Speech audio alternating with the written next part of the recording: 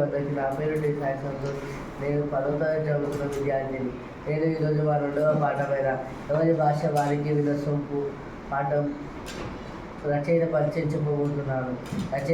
రచయిత పేరు డాక్టర్ సామల సదాశివ. కాలం 1928 2012.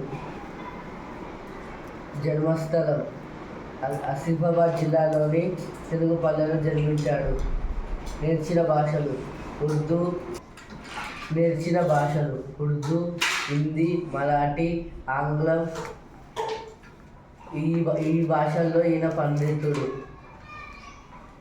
రచనలు: అంజద్ రూబాయిలు, ఉర్దూ సాహిత్య చరిత్ర, సంగీత శిఖరాలు, మలయ మార్గాలు.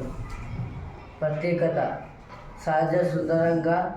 ఈయన రచనల్లో భాష సహజ సుందరంగా ముచ్చట్ల రూపంలో మనసుకు అద్దుకునే విధంగా ఉంటాయి. ధన్యవాదాలు.